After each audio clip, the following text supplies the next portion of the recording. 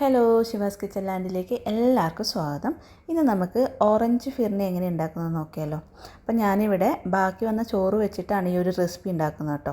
അപ്പോൾ നമുക്ക് അതെങ്ങനെ ഉണ്ടാക്കുന്നത് നോക്കാം.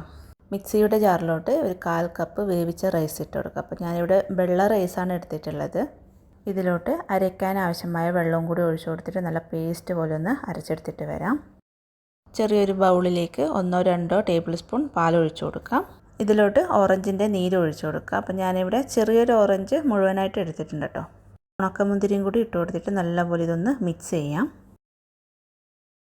നന്നായിട്ട് മിക്സ് ചെയ്ത് കൊടുത്തതിന് ശേഷം നമുക്കിത് മാറ്റി വയ്ക്കാം. അതിനുശേഷം മറ്റൊരു പാത്രത്തിലോട്ട് പാൽ ഒഴിച്ചു കൊടുക്കാം. ഞാനിവിടെ 1/2 ലിറ്റർ പാലാണ് എടുത്തിട്ടുള്ളത്. പാലിവിടെ നന്നായിട്ട് ചൂടായിട്ട് തിളയ്ക്കാൻ തുടങ്ങുന്നുണ്ട്. അപ്പോൾ ഈ സമയത്ത് നമുക്കിതിലോട്ട് പഞ്ചസാര ഇട്ട് കൊടുക്കാം.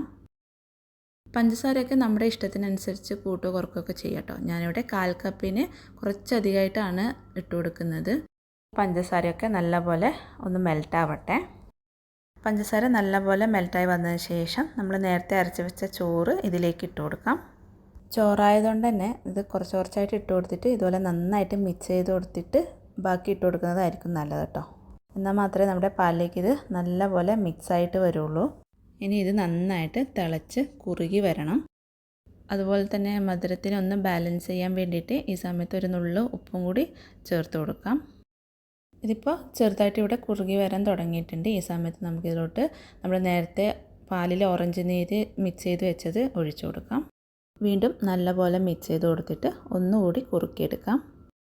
1/4 ടീസ്പൂൺ ഏലക്ക പൊടിച്ചതും കൂടി ഇട്ട് കൊടുക്കാം.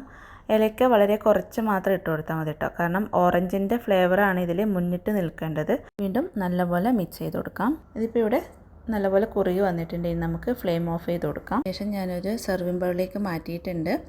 ഇതിൻ്റെ മുകളിലായിട്ട് നമുക്കൊന്ന് ഗാർണിഷ് ചെയ്യാം. ഓറഞ്ച് ഫിർണി ആയതുകൊണ്ട് തന്നെ നമുക്ക് ആദ്യം ഇതിൻ്റെ മുകളിലൊന്ന് ഓറഞ്ച് നീര് ഒഴിച്ചു കൊടുക്കാം. അതിനുശേഷം ഏതെങ്കിലും ഒരു നട്ട്സും കൂടി ഇട്ട് കൊടുക്കാം.